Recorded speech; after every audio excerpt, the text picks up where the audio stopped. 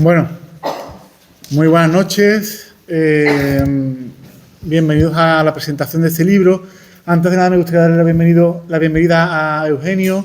Gracias por estar aquí con nosotros en nuestra casa hermandad, con la Hermandad de las Tres Caídas de Arcos de la Frontera. Darle también la bienvenida al hermano mayor de la Hermandad del Prendimiento, que está por aquí con nosotros. Muchas gracias por acompañarnos en esta noche. Y bueno, hoy vamos a conocer un poco más una historia, una verdadera historia de fe, ¿no? Una historia de confianza, ¿no? en Dios. Y antes de nada, bueno, pues como he dicho, está con nosotros Eugenio Camacho. Él nació en Jerez, está casado con Mercedes, que también está por aquí. Es padre de Mer, Íñigo, Blanca y Eugenia. Es periodista y comunicador. Y fíjate, Eugenio, cómo es la cosa, que ayer celebramos el Día Mundial de la Radio, los dos trabajamos en la radio y, bueno, ha querido Dios que estemos hoy aquí también para la presentación de este libro, ¿no? Él actualmente dirige un magazine en Radio Jerez, en la cadena SER, y además hace un programa gastronómico en 7 Televisión Andalucía. Además es profesor de oratoria e imparte talleres de comunicación eficaz a empresas, instituciones, partidos políticos, colegios profesionales y centros educativos. Con anterioridad ha trabajado en ABC, Onda Cero, Canal Sur, en Localia y entre otros medios de comunicación. Y en el año 2022 publicó su primer libro, que es un recopilatorio titulado 60 crónicas a boca llena. Hoy nos trae aquí, como decimos, la presentación de este libro que se llama Confía. Antes, mientras estábamos haciendo el recorrido por la Casa Hermandad, bueno, pues me estaba comentando que él pertenece también a la Hermandad de los Judíos de San Mateo, de Jerez, que él es cofrade, que precisamente, bueno, mañana también tenéis un encuentro. Y el libro que nos va a presentar hoy habla de una fecha concreta, que es el 22 de julio del año 2023, cuando precisamente su hija, Mer, que tenía entonces 20 años, sufrió una hemorragia cerebral, además una hemorragia cerebral grave, que hizo temer seriamente por su vida. Ella en primera instancia fue ingresada en el hospital de Jerez, pero luego es derivada al hospital Puerta del Mar de Cádiz. Mer y su familia iniciaron una carrera muy angustiosa de lucha por la vida. Entonces Eugenio, su mujer y sus 4 hijas no estuvieron solas en todo este proceso, pues entonces iniciaban una cadena de oración. Y una cadena de oración que de Jerez se extendió a muchos rincones del planeta, llegando incluso a oídos del Papa Francisco, que el Papa Francisco hasta incluso bendijo una foto de tu hija, ¿verdad? Bueno, pues todas estas experiencias son las que recogen este libro que veis aquí, que se llama Confía, y bueno, rezando por Mer, que es la cadena de oración, y que hoy ha venido a presentarnos. Entonces, Eugenio, volverte a dar las gracias de nuevo por estar con nosotros y tuya es la palabra.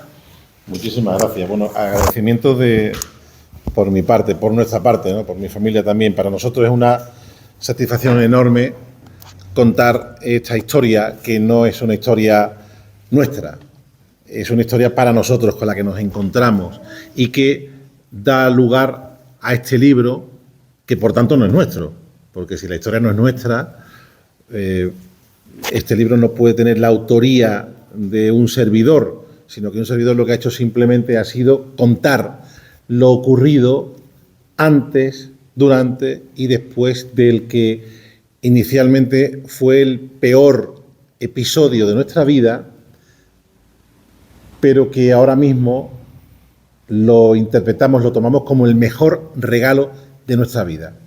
Y esto que es un poco confuso, como lo peor que te puede pasar en tu vida se convierte luego en lo mejor que te ha pasado, había que contarlo. Y por eso este libro. Yo de todas formas empezaría, bueno, agradeciendo a la Hermandad de las Tres Caídas la invitación. Mi familia y yo nos hemos propuesto y hemos decidido que no hay nada más importante en nuestra vida, hasta que Dios decida que se acabó nuestro recorrido en este mundo. No tenemos nada mejor que contar esta historia. Entonces, donde nos llaman, vamos y la contamos. Porque nuestra familia, mi familia, ha sido testigo directo del amor de Dios, que es algo mucho más grande de lo que pueda parecer con estas torpes palabras. El amor de Dios es algo que cuando lo medio percibes, como en nuestro caso, te asombra. No estamos preparados, nuestro cerebro humano no nos da lo suficiente para entender cuánto Dios nos ama. Nosotros hemos sido mínimamente testigos de ese amor de Dios. Pero voy a empezar por el principio. Yo tengo claramente detectados 2 momentos en mi vida en los que Dios se lanza por mí para rescatarme en momentos puntuales, ¿no? Para darme su abrazo de padre absolutamente único, incomparable, imbatible. La primera vez que Dios se lanza por mí descaradamente fue hace justo 25 años. Hace 25 años se cruza en mi vida la que hoy día es mi mujer, Mercedes. ¿Y por qué esto lo interpreto como una mediación clara de Dios? ¿Cómo Dios aparece en mi vida o reaparece en mi vida? Bueno, porque yo, que formo parte de una familia cristiana, bautizado, hice la primera comunión, la confirmación, tuve la suerte de tener una familia que puso en mis manos la formación cristiana necesaria para vivir en gracia de Dios. Llegó la edad de los 18 años, me fui a estudiar fuera y con 18 años y con toda la salud que tienes con esa edad y la vida entera por delante, tus padres están muy bien, tu hermana, tu familia. Claro, me planteo, y yo realmente, ¿para qué necesito a Dios en mi vida? Si lo tengo todo, ¿para qué quiero a Dios en mi vida? ¿Me hace falta realmente Dios en mi vida? No tengo nada por quién pedirle, simplemente la vida me sonríe y yo tenía otros objetivos, otros horizontes profesionales. Estudié, por cierto me he enterado hoy que en la misma universidad que José Antonio, y yo lo que quería era dedicarme a mi pasión, mi vocación, que era la comunicación, el periodismo, ¿no? Y me mundanicé. Me hice solamente del mundo y solamente esperaba respuestas del mundo. La seguridad que me procura el mundo. Un buen trabajo, que me permita luego desarrollar tener una familia. Bueno, prácticamente lo que con esa edad tienes claro que quieres hacer en la vida, ¿no? Mi profesión me encantaba, le entregué las 24 horas del día, era mi prioridad. Y Dios estaba de más. Esto hizo que dejase de ir a misa, dejase de comulgar, de confesar, y no estaba en gracia de Dios. No cometí ningún disparate, no tuve tampoco la mala suerte de caer en ningún tipo de vicios, ni de adicciones, ni de nada por el estilo, pero Dios no estaba en mi vida, no lo tenía presente. Y yo pensaba que todo iba bien, porque, total, hace 25 años conozco a mi mujer, empiezo a salir con ella y gracias a ella vuelvo a la práctica de la fe. Confieso que al principio para impresionarla, confieso que que no se escandalizara de tener a un tipo como futuro marido que ni pensaba en Dios ni nada por el estilo, ¿no? Y bueno, para impresionarla me invitó a hablar con un sacerdote que era amigo de su familia, accedí, volví a confesarme con él y lo traté de una manera ya más habitual, hasta el punto de que a los 3 años nos casó. Nos casó y lo que al principio era algo para impresionarla, pues al final se convirtió en realmente una tabla de salvación, porque tener a Dios en el centro de tu vida te permite planificar una vida junto a Él, no más fácil, porque la vida no es fácil, pero sí obtenías respuestas, ¿no? Y un cierto orden, sobre todo. No es lo mismo vivir en gracia de Dios que sin la gracia de Dios. Y volver a la práctica de la fe me supuso eso, ¿no? Bueno, nos casamos, pronto llegaron los hijos, primero Omer, mi hija mayor, luego al año siguiente Íñigo, a los 3 años Blanca y a los 4 años Eugenia. Familia numerosa, con grandes responsabilidades, lógicamente. Yo me dedicaba a la comunicación, me dedico a la comunicación en una provincia como Cádiz, con todas las crisis que tuvieron que venir después. Bueno, pues las fuimos sorteando una a una, y mi mujer también trabajando en una consulta de un prestigioso dentista. Bueno, pues no vivíamos sobradamente, pero bueno, más o menos sí, para sacar adelante nuestra familia, nuestros 4 hijos y tener una vida bien, feliz, ¿no? La segunda vez que yo tengo claramente identificado que Dios se lanza a por mí fue hace justamente 2 años, enero del año 2023. Por mi profesión de periodista, una amiga me habla de que hay una agencia, Halcón Peregrinaciones, que se dedica a organizar viajes a Tierra Santa y que después del COVID ha retomado los viajes, y en un viaje inaugural quería invitar, además de a religiosas, sacerdotes y demás, a periodistas para que contaran la experiencia de viajar a Tierra Santa. Reconozco que me atrajo desde siempre esa posibilidad, pero bueno, imaginaros, con 4 hijos y demás, no salían los números ni lo intenté, ¿no? Y esa oportunidad de viajar a Tierra Santa gratis, con mi mujer encima, pues, oye, qué buena oportunidad, qué maravilla, ¿no?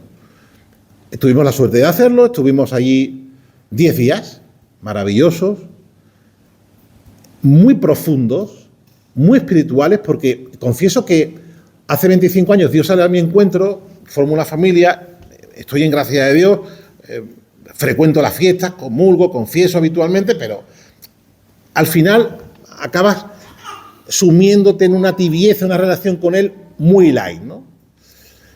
Y esto me enchufó, esto fue un apretón de clavijas importante, el viaje a Tierra Santa, y encontrarte, imaginaros, con Nazaret, Belén, Jerusalén, absolutamente definitivo, poder estar y tocar con esa fe tan pobre que siempre he tenido, ¿no? Tocar en los sitios donde estuvo Cristo, ¿no? El mar de Galilea, porque, claro, vas a Belén y no tiene nada que ver Belén con lo que era hace 2000 años, o Nazaret, ¿no? Ha cambiado muchísimo. La misma Jerusalén está 15 metros por encima de donde estaba hace 2000 años, ¿no? Ha cambiado toda una barbaridad. Pero el mar de Galilea sigue siendo ese marco en el que Cristo obró milagros, ¿no? Como esa pesca maravillosa con Simón, Pedro y los apóstoles. Y estar allí me conmovía tremendamente, ¿no? En la casa de Pedro, en Cafarnaún, en Caná de Galilea renovamos los votos matrimoniales después de entonces 22 años, ¿no? No hacíamos todavía 22 años, 21, y renovamos allí los votos matrimoniales con el resto de matrimonios que iban de la expedición. Todo eso me iba removiendo y me iba haciendo profundizar mucho en mi fe, ¿no? Y me sacaba de ese estado de tibieza y me hacía contactar con los escenarios donde el Señor se reveló ante el mundo, ¿no? Pero hubo un escenario que a mí especialmente me llamó la atención enormemente, que me conmovió, y fue Getsemaní, el huerto de los olivos. La misma piedra en la que el Señor hace 2000 años le decía al Padre, antes de comenzar esa pasión tan brutal: Padre, aleja de mí este cáliz. Que era una forma de decirle: Señor, no me hagas esto. Padre, no me hagas esto. Ese Cristo tan humano, ¿no? Pero no se haga mi voluntad sino la tuya. Y medité mucho, ¿no?, en esa escena. aparta de mí este cáliz. ¿Cuántas veces en nuestra vida, ¿no?, ante algo que nos acecha, algo que nos preocupa, una enfermedad de un familiar querido, ¿no?, la muerte de alguien cercano, ¿no?, aparta de mí este cáliz, pero no se haga mi voluntad sino la tuya? Ese abandono en el Padre, ese abandono real, ¿no? Estuve meditando mucho, ¿no? Allí mismo en Tierra Santa, estando en Jordania, en el desierto de Batirrón, con un señor catalán muy agradable, muy interesante, que ahora se dedica a dar conferencias por toda España, con un éxito maravilloso, Pep Borrell, ayuda a muchas parejas de jóvenes, muchos matrimonios a tener presente en sus vidas a Cristo, que es la única forma, lo único que le da sentido a nuestras vidas. Pep me dijo: oye, ¿has hecho el camino de Emaús? ¿Os suena el camino de Emaús? ¿Sí? Son unos retiros. En un fin de semana tienes literalmente un encuentro personal con Cristo. Esto es muy fuerte. Es muy heavy, pero es que es así, ¿eh? Yo había oído hablar de los retiros de Emaús, pero, bueno, gente cercana que lo había hecho, le habían servido muchísimo y me lo recomendaban encarecidamente. Oye, Eugenio, te lo recomiendo, pero bueno, estas cosas que pasa el tiempo, sí, ya lo haré, y nunca lo hice, ¿no? A los 3 meses de Tierra Santa hacemos mi mujer y yo el camino de Emaús. Vale, ya nos faltaba levitar, o sea, estábamos absolutamente llenos de Dios, ¿no? El viaje a Tierra Santa fue revelador, pero el retiro de Emaús fue definitivo. O sea, no puedo decir nada porque hay un compromiso de confidencialidad en el cual no podemos desvelar nada, pero yo, de verdad que a los jóvenes, tanto los retiros de Bartimeo y de Fetá, que hay para jóvenes a partir de los 16 años, hasta los 100 años que puede hacer Emaús, yo recomiendo a todo aquel cristiano, y aunque no crea, que lo haga, porque es una experiencia que marca un antes y un después en mi vida. En mi vida lo hizo. Y tuve claro que Dios quería algo de mí que yo no era capaz de identificar. Quería algo de mí. Una sensación extraña. O sea, estaba el subidón de un fin de semana definitivo, pero había algo ahí que me llamaba a hacer algo que yo no era capaz de descifrar. Y en mis apuntes de ese retiro, meses después, muchos meses después, me encuentro con sorpresa que le pido a Dios que me saque de este estado de tibieza en el que caía demasiado a menudo y que ponga a prueba mi fe. Señor, pon a prueba mi fe. 4 meses después de hacer el retiro de Emaús, llegamos al 22 de julio al que se refería antes José Antonio. 22 de julio del año 2023, en pleno verano. Nuestros hijos ya estaban de vacaciones, habían terminado los exámenes, Mer estaba en la universidad, Íñigo terminando bachillerato, las 2 pequeñas secundaria, y llegó el verano y bueno, salieron todos en estampida, o sea, a disfrutar del verano, la playa, los planes, los amigos, los primos. Somos una familia bastante numerosa, mi mujer es la número 11 de 14 hermanos, tenemos 50 sobrinos, solo por su parte, mi familia un poquito más pequeña, tengo una hermana más y 3 sobrinos más, pero bueno, somos una familia grande y bueno, la verdad es que ha sido un regalo de Dios la generosidad de nuestros mayores, ¿no? El 22 de julio, bueno, un día más de playa. Yo suelo ser muy escurridizo, no soy muy de playa, pero mi mujer y las niñas se fueron al puerto de Santa María a pasar un día de playa junto a mis cuñados, sobrinos y demás. Un día absolutamente normal y corriente. Eso de las 7 de la tarde vuelven a casa porque Mer y Blanca tenían un concierto en el Tío Pepe Festival de Malú. Y habían sacado las entradas y estaban pues, con muchas ganas de ir, ¿no? Se estaban arreglando para ir al concierto, al mismo tiempo mi mujer y yo también nos preparábamos para ir a cenar a casa de unos amigos en Lebrija, que él celebraba su cumpleaños. Y bueno, coincidíamos ahí todos.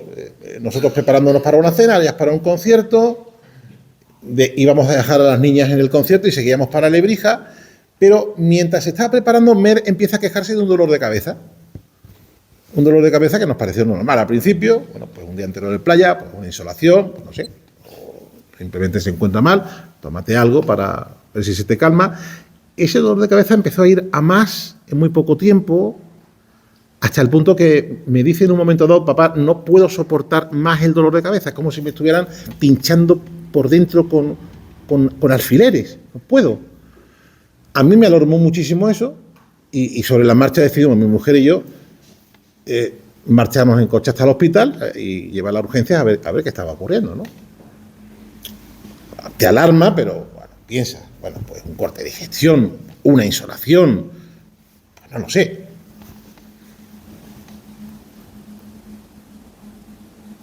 Una hora después, una médico que había atendido a Mer, que entró en camilla prácticamente inconsciente en el hospital, sale y nos dice que nuestra hija lo que ha sufrido ha sido una hemorragia cerebral masiva, que su estado era muy crítico y que nos preparásemos para lo peor. Mi hija Mer, que entonces tenía 20 años, veo por aquí algunas madres con sus hijos y demás, ¿no? ¿Cómo puedes querer a tu hijo, ¿no? ¿De qué forma? Lo que supone un hijo para una persona, ¿no? Mi hija Mer, además de mi hija mayor, pues es con la que siempre he tenido más feeling. A los 4 lo quiero enormemente, pero con ella tenía una comunicación especial. Hablábamos mucho, nos contábamos todo. Y en un abrir y cerrar de ojos, la vida te pone ante el peor de los escenarios posibles. Tu hija se muere. Tu hija se está muriendo con 20 años, absolutamente saludable, sin ningún tipo de enfermedad, una niña sana, alegre, simpática, buena persona, buena amiga, buena estudiante. Y en un abrir y cerrar de ojos, Mer se está muriendo. ¿No te lo crees? Pero, ¿qué está pasando? Claro, te dan esa sentencia de muerte en la puerta de urgencias y no das crédito. Y el mundo se te viene abajo y no hay respuesta. Y la impotencia lo puede todo. Ese mundo de seguridad que construimos, en el que queremos un seguro de vida, el seguro del coche, esa seguridad, al final un trabajo fijo, esa seguridad no existe. En un abrir y cerrar de ojos, la vida te pone a prueba. Y la vida nos ponía a prueba, una prueba terrible. Mi mujer, bueno, pues empieza a llorar, me faltan lágrimas porque no me puedo creer lo que está ocurriendo. Nos pasan a una salita y allí lo primero que hacemos es informar al resto de nuestros hijos de la situación. No se pueden creer lo que le estamos diciendo cuando le llamamos, ¿no? Ni nosotros nos podíamos creer lo que estábamos diciéndole.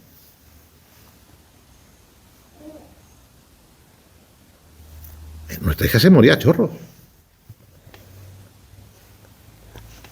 El primer TAC que le hacen arroja un sangrado enorme propiciado por una malformación arteriovenosa que había desembocado en un aneurisma cerebral y en un sangrado que prácticamente hacía la situación irreversible. Había un 97% de posibilidades de no salir con vida de eso. O sea, faltaba esperar a que se muriera. Un deterioro en apenas 2 horas absolutamente brutal. Yo mandé un audio a mi familia, un grupo de WhatsApp que tenemos, y mando otro a mi grupo de Maús pidiéndole que recen por mi hija porque se está muriendo. Se estaba muriendo. con un derrame cerebral. Y ese mensaje de voz vuela y empieza a llegar a todos los rincones y se forma una cadena de oración rezando por Mer.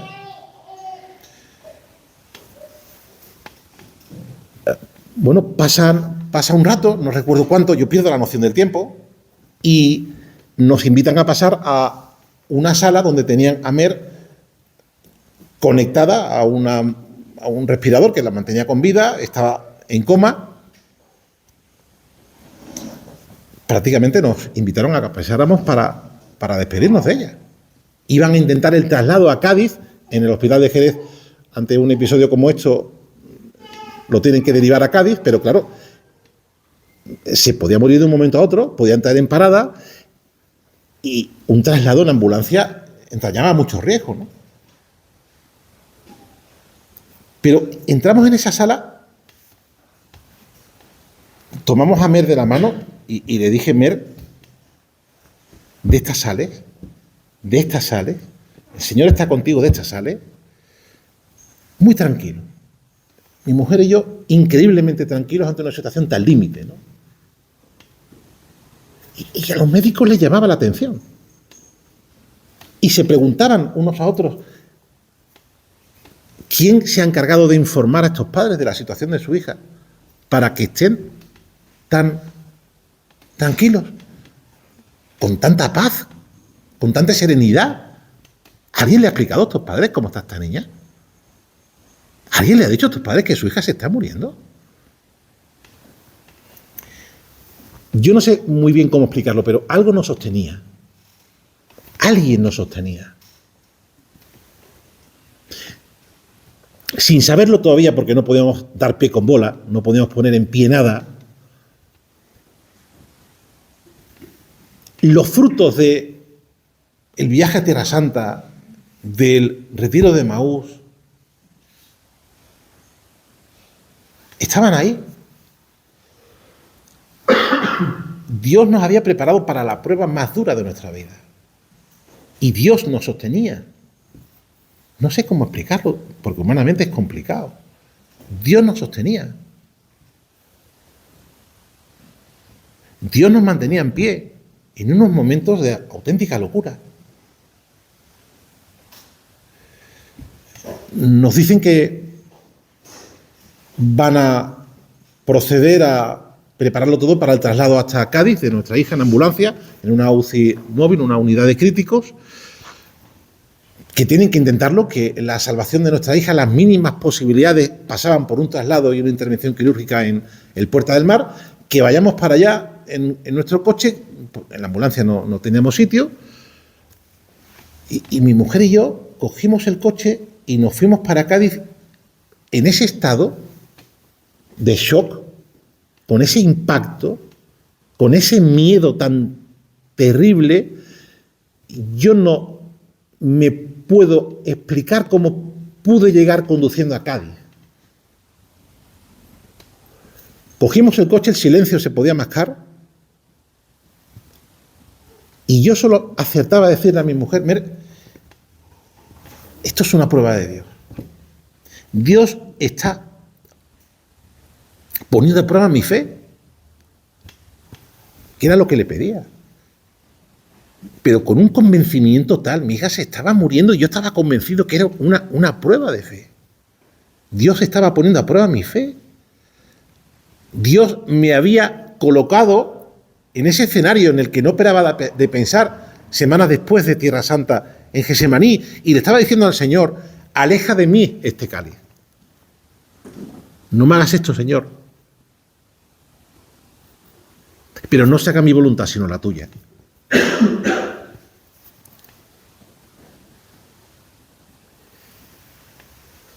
Y una ejaculatoria que me acompañó desde entonces, ¿no? Señor, en ti confío. En ti confío. En ti confío. Pase lo que pase, en ti confío. Llegamos a Cádiz. Durante el trayecto, unos 25 minutos más o menos, veíamos por el retrovisor, estábamos pendientes por si nos adelantaba alguna ambulancia. No nos adelantó nadie. Llegamos al Puerta del Mar, increíblemente había un aparcamiento en una calle paralela, imaginaros Cádiz, final de julio, fin de semana, aparcar ahí es una locura, un sitio. Yo estoy convencido, yo creo mucho en el ángel de la guardia, en el ángel custodio, a la hora de encontrar parking es infalible, al lado del hospital.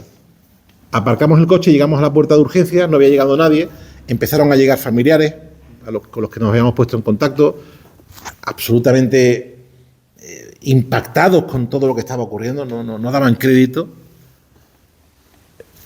pero la ambulancia tardaba en llegar. Pasaban los minutos y ya las dudas, ¿no? O sea, a la presión asfixiante, al miedo tan tremendo, ya le unes la duda, ¿seguirá con vida nuestra hija? ¿Habrá salido del hospital? ¿Habrá tenido que pagar a la ambulancia en el trayecto porque ha entrado en parada? Claro, cada minuto que pasa es un martirio. Pero confiábamos, porque alguien nos sostenía. Alguien nos sostenía. Incomprensiblemente desde el punto de vista humano. Esto humanamente no se entiende. Pero algo nos sostenía. Estábamos increíblemente serenos. Cada vez que cuento esto y vuelvo al lugar de los hechos, menos me lo explico. Humanamente no se puede entender. Es el abandono a la voluntad de Dios. Es confiar en Él. Es dejarlo de hacer. Tardó más de media hora en llegar la ambulancia. Recuerdo los 30 peores minutos de mi vida. Era todo una pesadilla, era todo horrible. No entendías nada. Era todo oscuridad, era todo miedo, todo. Llegó la ambulancia, bajaron a nuestra hija en camilla, rápidamente la subieron a la tercera planta y nos dicen que subamos, que los médicos tienen que hablar con nosotros. Nos entrevistamos muy brevemente con el equipo de neurocirujanos del Hospital Puerta del Mar, un servicio, por cierto, magnífico, o sea, son unos profesionales increíbles, salvan vidas desde hace un montón de años y no se les reconoce lo suficiente, equipazo, pero nos habla muy crudo. Las posibilidades de supervivencia de su hija son muy limitadas, pero la única manera que tenemos de salvar, intentar salvar la vida es interviniendo ya. Ya. Entraña muchos riesgos la intervención.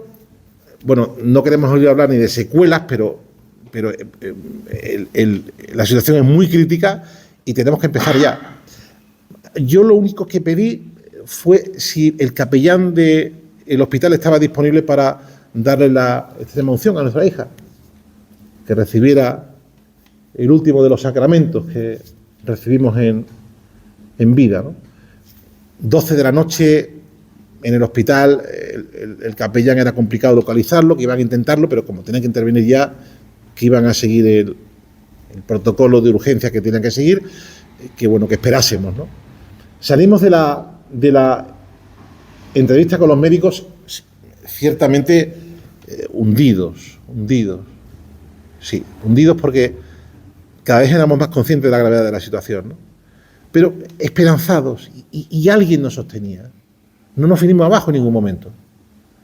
Y saliendo de la zona de la UCI donde tuvimos la entrevista con los médicos, vimos un cartel, mi mujer y yo, que ponía coordinación de trasplantes.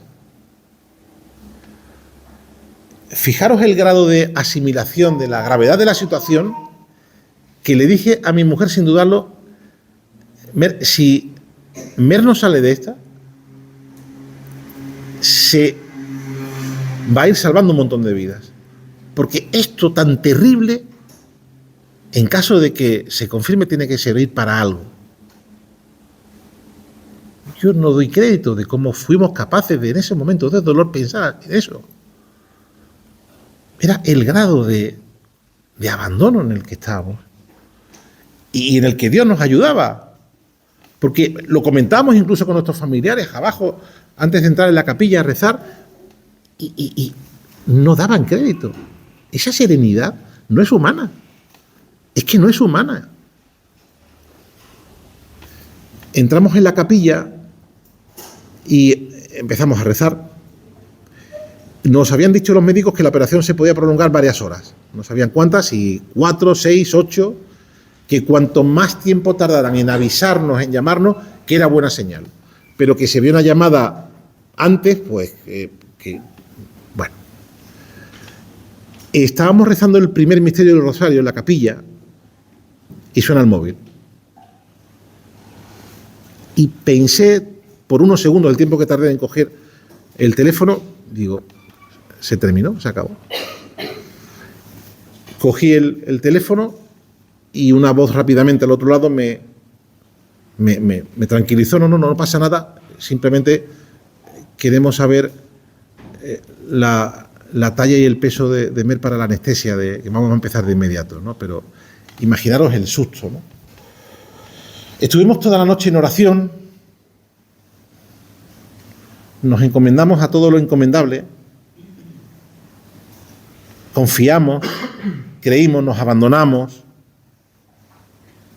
estuvimos muy arropados por la familia, por eso decía la suerte, ¿no?, de contar con una familia numerosa, pero tan numerosa como unida. También varios amigos que nos acompañaban, amigos de Mer también que se habían acercado hasta el hospital. Sin ellos no hubiese sido posible soportar una madrugada entera con esa incertidumbre, ese miedo, ese pavor, esa preocupación tan honda, ¿no? Pero el poder de la oración estaba dando efecto, estaba haciendo su efecto. Esta cadena de oración ya de momento nos estaba también sosteniendo, ¿no? Había llegado, por lo que supimos semanas más tarde, a decenas de miles de personas esa primera noche. Todo el mundo sabía que Mer se debatía entre la vida y la muerte y mucha gente estuvo en vela toda la madrugada rezando por Mer. Estamos convencidos que todo esto fue absolutamente clave. Descubrimos no solamente el amor de Dios inmenso, sino el poder de la oración. Yo no tenía ni idea del poder de la oración, hasta qué punto podía llegar. Pedid y se os dará. Pedid y se os dará.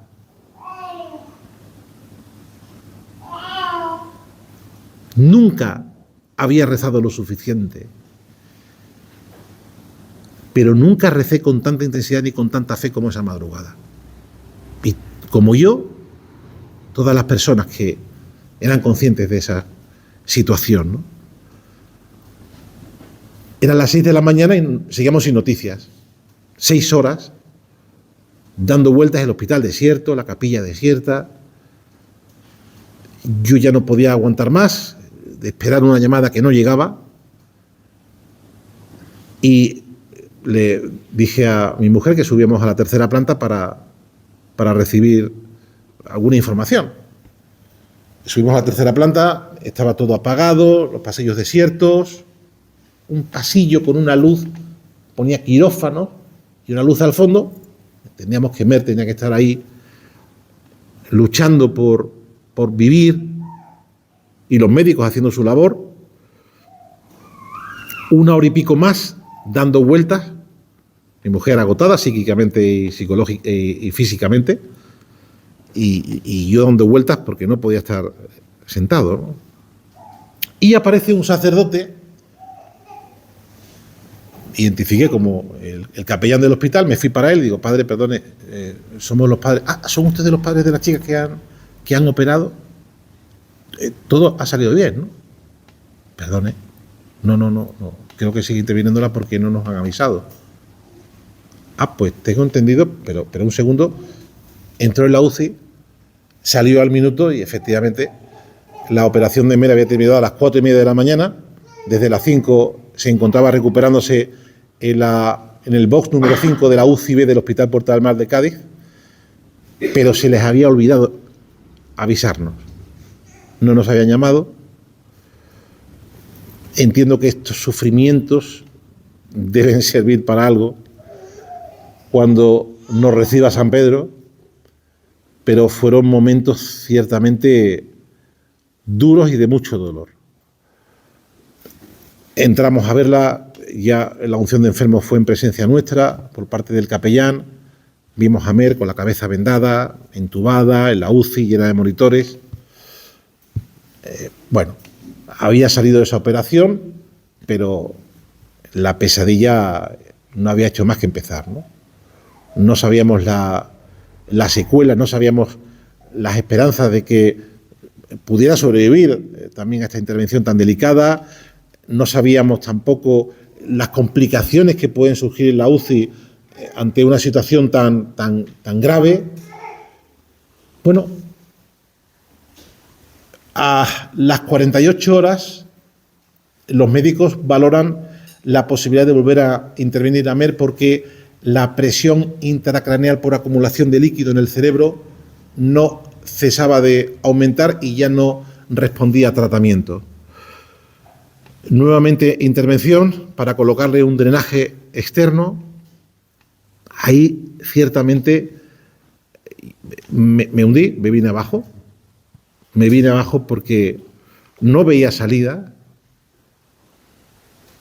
Sin embargo, Dios, que te pone en el camino a los cirineos para ayudarte a llevar esa cruz, puso en el camino a una prima mía que había perdido a su hija con 5 años antes, y compartió conmigo una ejaculatoria que me dio mucha fuerza, ¿no? Señor, si tú lo quieres, yo lo quiero también. Si tú quieres llevarte a mi hija, yo también lo quiero. En ti confío. Eso es el abandono a lo bestia. Eso ya es el dolor llevado al extremo, pero al mismo tiempo el abandono más crudo, más real. Fueron momentos tremendamente duros, porque nos explicaron los médicos otra vez las complicaciones, la gravedad de esa intervención. Podía surgir una meningitis, una infección. Tenían que introducir una especie de dispositivo a ciegas en el cerebro para el drenaje, en fin. Humanamente es imposible. Yo entiendo que haya personas que se quedan allí y que no pueden con esto. Es que humanamente no pueden, ¿no? Pero alguien nos seguía sosteniendo, ¿no? Y el abandono fue tremendamente importante para sobrevivir a esa situación, ¿no? La confianza. Confianza además que nos llega a través de una estampita que comparten con nosotros, a través del WhatsApp, una estampita de la Divina Misericordia, que supongo conoceréis, ¿no? Pero que es tremendamente sanadora y consoladora, ¿no? Una estampita que decía: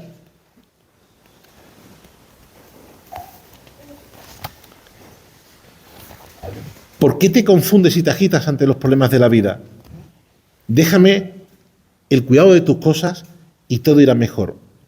Cuando te entregues a mí, todo se resolverá con tranquilidad según mis designios. No te desesperes, no me dirijas una oración agitada, como si quisieras exigirme el cumplimiento de tus deseos. Cierra los ojos del alma y dime con calma: Jesús, en ti confío. No te preocupes, echa en mí todas tus angustias y duerme tranquilo. Dime siempre: Jesús, en ti confío, y verás grandes milagros. Te lo prometo por mi amor. Estaba entregado, absolutamente entregado. No podía verme más reflejado que Cristo en Getsemaní. Ese abandono en el Padre. No me hagas esto, pero que no se haga mi voluntad, sino la tuya. Si tú lo quieres, Señor, yo lo quiero. Dentro de mi tibieza, toda mi vida, era incapaz, soy incapaz de entender cómo pude llegar a ese extremo, cómo Dios pudo poner a prueba mi fe de esa forma y responder. Me podía haber liado delante de los médicos a golpes con la puerta, a gritos, humanamente perfectamente justificable y entendible. Pero Dios puso a prueba mi fe porque se lo pedí. Yo se lo pedí.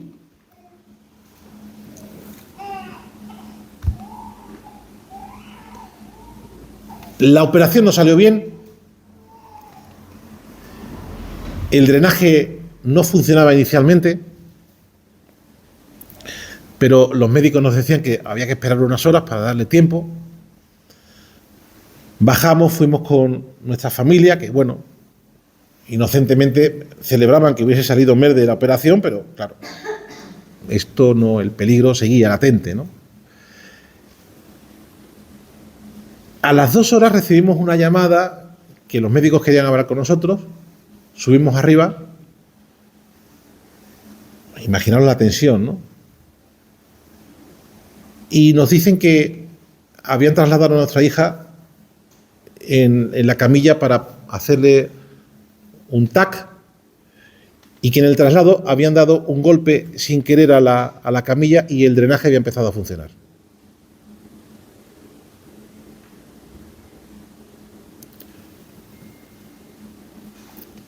Casualidad, podemos llamarlo casualidad, pero me gusta llamarlo providencia.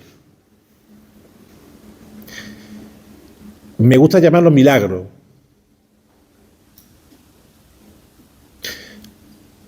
Porque los médicos no se lo explican.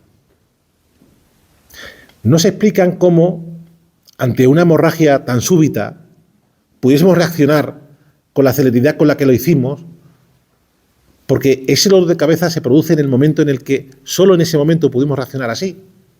Si es una hora antes, en la playa, no lo hubiese contado. Si es una hora después en el concierto, no lo cuenta. Fue justamente en el momento en el que pudimos reaccionar así. Cualquier alteración hubiese acabado con la vida de nuestra hija. Pero todo fue como tenía que ser, incluida una médico intensivista que semanas después supimos que fue la persona que luchó como una leona por la vida de nuestra hija, que estuvo en contacto permanente con Cádiz, que no cesó, que dejó todo lo que tenía que hacer para centrarse en esa niña con 20 años a la que se le iba la vida a chorros. Y peleó como solo puede pelear una madre de 4 hijos. Y vio en Mer a uno de sus hijos. Y casualmente también estaba de guardia ese penúltimo fin de semana del mes de julio, donde el hospital, os podéis imaginar cómo es, ¿no? La mitad de personas de vacaciones, saturación, todo encajaba. Todo encajó, incluido el golpe en la camilla y que el drenaje empezase a funcionar. Casualidad, le podemos llamar casualidad. Yo le llamo la providencia divina. Y le llamo milagro. Y así es como lo sentimos. A partir de ahí, me siguió una semana más en coma, inconsciente. Surgían complicaciones, pequeñas fiebres, infecciones, que afortunadamente y gracias a Dios funcionaba con tratamientos y con antibióticos. Coincide todo esto con la celebración de la Jornada Mundial de la Juventud, JMJ de Lisboa, en ese verano. Mer tenía su billete y tenía su viaje junto a su grupo de FETA a Lisboa. Lógicamente se lo iba a perder, pero el autobús con toda la expedición, con sus compañeros y amigos, salía para Lisboa el 31 de julio. A la 1 de la tarde del 31 de julio, con el autobús a punto de llegar a Lisboa, San Ignacio de Loyola, festividad, que era el santo de Íñigo, su hermano, entramos en la UCI y nos informan que Mer ha despertado del coma. Otra coincidencia más. Por cierto, la segunda operación coincide con la festividad de Santiago Apóstol. Otra coincidencia más. Entramos en la UCI, vemos a nuestra hija con los ojos abiertos y yo, si tengo que gráficamente describir la felicidad, la sitúo, la felicidad plena, la sitúo en ese momento. Aturdida, empezando desde cero en todos los sentidos, pero estaba con nosotros. Notamos el abrazo de Dios, que yo no sé cómo explicarlo, pero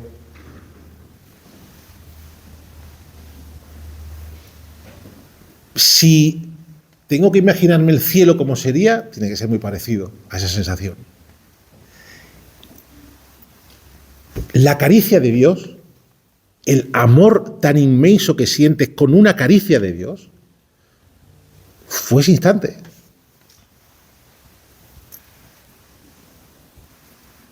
Y esto no lo olvidas en tu vida. Y esto te cambia la vida. Y esto te pone los pies en el suelo. Y te marca para siempre el orden de prioridades en la vida.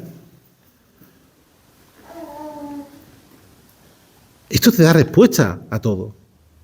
Cuando un milagro te cae encima y lo ves, te cambia todo. Se esfuma cualquier tipo de dudas. Te sientes privilegiado, amado por Dios. Te sientes acompañado. No estamos solos.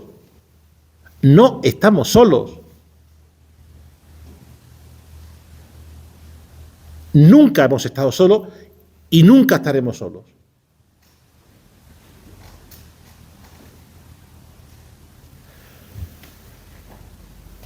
Al día siguiente, a los 2 días, nos llega la fotografía del Papa Francisco bendiciendo la imagen de Mer, que se había hecho viral en las redes sociales junto con el hashtag rezando por Mer. Esto ya no podía salir mal.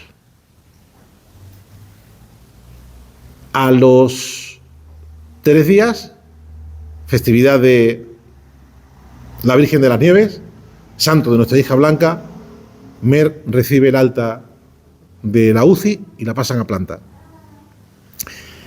Y el día 10, 18 días después de aquella hemorragia cerebral mortal, estábamos en casa. Y no éramos conscientes de esa recuperación en tan poco tiempo. Los médicos no se lo explican. Pero hay una cadena de oración, rezando por Mer, que lo hace posible. Hay un abandono real en la voluntad del Padre que pone a prueba tu fe como jamás te podías haber imaginado, que hace posible todo esto y que le da sentido a todo.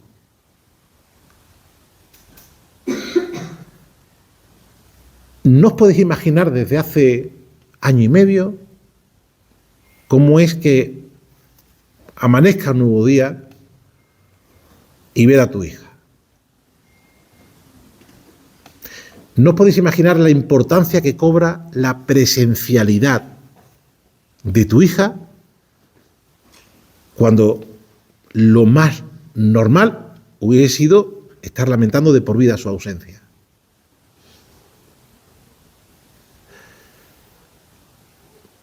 Y hay historias dentro de esta historia que compartimos con las personas más queridas y que nos animan a que las contemos. Lo decía José Antonio antes, soy periodista. Desde niño siempre tuvo claro mi vocación, ¿no? El periodismo. Más o menos junto 4 letras.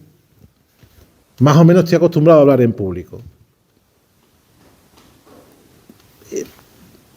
Y Dios me estaba pidiendo que esto lo contase, porque hemos sido testigos de su amor. Y hay mucha gente deseando aferrarse a algo para que un mínimo de trascendencia le dé sentido a esta vida. Tantas veces ilógica, injusta. Y nos piden que lo contemos. Yo soy autónomo, mi mujer trabajadora por cuenta ajena, tenemos un montón de lío, un montón de trabajo, pero esto había que hacerlo. Porque este mandato de Dios lo vimos clarísimo. Ser testigos de su amor era algo que tenían que conocer un montón de gente. Y nos pusimos manos a la obra. Y no fue fácil porque el demonio te tienta y te pregunta, ¿y esta sobreexposición de tu hija? ¿A cuento de qué? ¿Para qué? Con toda su vida por delante, ¿qué necesidad tienes de esto, de contarlo? Quédatelo para ti. Y dudas. Y en plena elaboración del libro lo paras y lo guardas. Pero la gente te lo pide. Y acaba saliendo porque es voluntad de Dios. Y porque es la mejor forma que tenemos de darle gloria a Dios.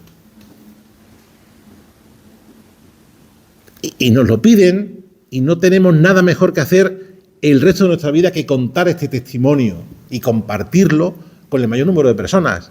En Arcos, un viernes a las 9 de la noche, en Santander, en verano, cuando te lo pide el Ateneo, en Toledo, un domingo por la tarde, porque te lo pide el arzobispo de Toledo, o donde tengamos que ir.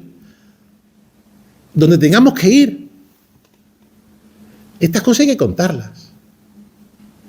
Porque nos falta, como a Tomás, nos falta creer, tenemos que tocar, y esto es algo que, esta historia es tocar la llaga de Cristo,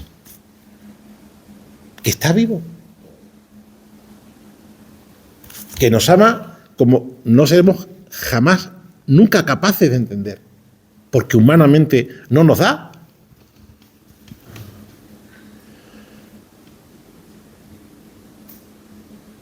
No os podéis imaginar cómo nos ha cambiado la vida.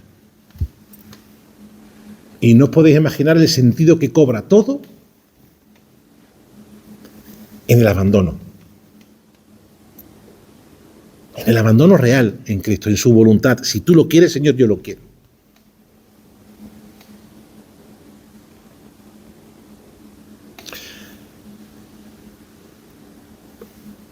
Cuando la doctora que atendió a Mer ve a Mer mes y medio después de todo esto en el hospital, porque a través de una tercera persona entra en contacto con nosotros, y Mer aparece en el hospital, Virginia, que así se llama, que ha visto de todo en la UCI, que está acostumbrado a ver de todo, ve a Mer y no puede evitar emocionarse y llorar y negar con la cabeza, no es posible. No es posible que esté esta niña así. Es que médicamente no tiene explicación.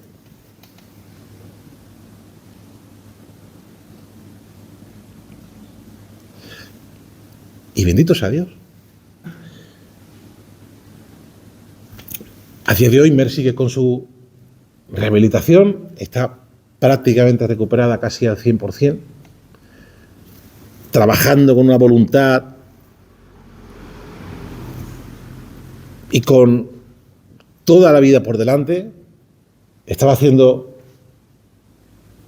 administración y dirección de empresas, pero gracias al trabajo con los neuropsicólogos del Instituto Chávez en Jerez, ha encontrado una vocación a la psicología, a la neuropsicología increíble, y el año que viene entrará en primero de psicología, con toda la vida por delante, con una sonrisa especial que tiene desde entonces y con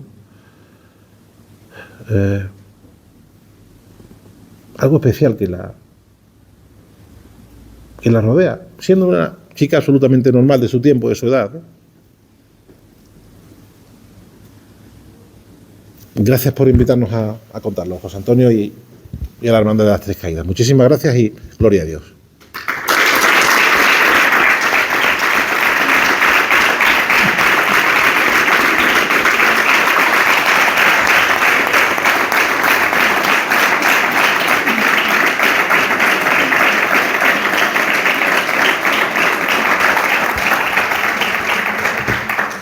Bueno, muchas gracias, Eugenio, por este testimonio.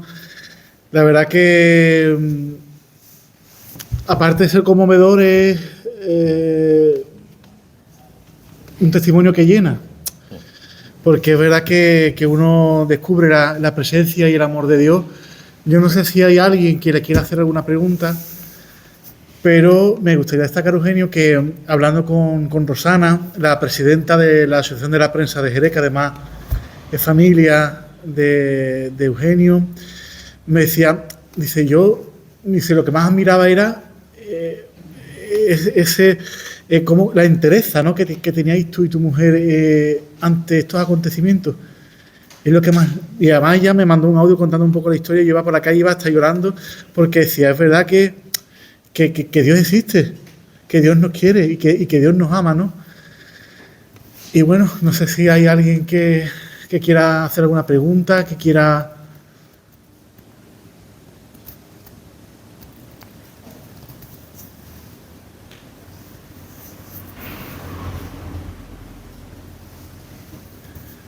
Es curioso cómo aparecen en esta historia protagonistas que es increíble. Mira, 48 horas antes de ver sufrir el derrame, coincido, yo me he presentado antes José Antonio también como periodista gastronómico, y 48 horas antes estaba yo haciendo un reportaje en un restaurante en Costa Ballena, Las Tres Piedras, y coincido allí con una compañera con la que había trabajado en Localia. Ella llevaba el tema de administración y no la veía hacía 20 años, más de 20 años. Y bueno, la saludo, estoy hablando con ella y, oye, Nuria, ¿qué tal? ¿Cómo va todo? Mira, muy bien. Oye, ¿sigues trabajando? Sí, estoy trabajando, pero lo que pasa es que desde hace año y medio estoy de baja porque he sufrido un derrame cerebral. Ay, vaya, pues, bueno, y como no, ya muy recuperada, bien. Aquí Antonio, mi marido, la verdad es que muy pendiente siempre, y bueno, dejó el tema allí.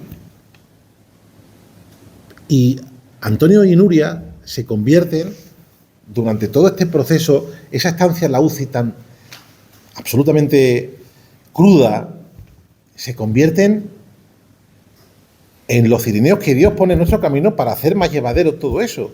Y nos van informando. La información en la UCI es muy cruda, van muy directos, van al grano, hay poco tacto habitualmente, los médicos son muchas veces, no te voy a decir crueles, pero la información te la dan así, muy abruptamente, ¿no? Y claro, el estado de hipersensibilidad en el que te encuentras, en el que entras en la UCI, esperando a ver cómo es la evolución de tu hija, era una información con la que nos habíamos hecho polvo todos los días. Bueno, le mandábamos un audio a Antonio y nos lo devolvía tranquilizándonos, informándonos de la situación, que era muy normal, todo lo que estaba ocurriendo.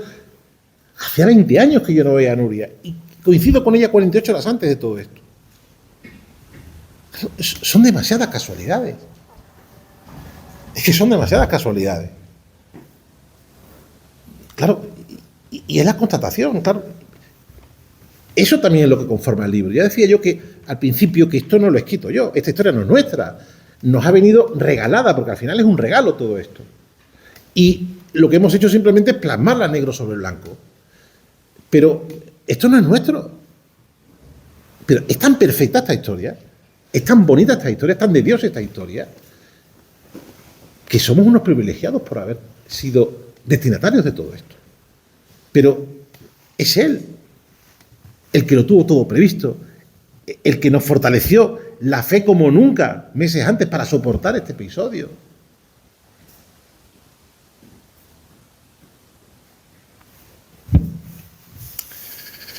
Muchas gracias, Eugenio. Muchísimas gracias. De verdad, por gracias. ese testimonio. Muchas gracias.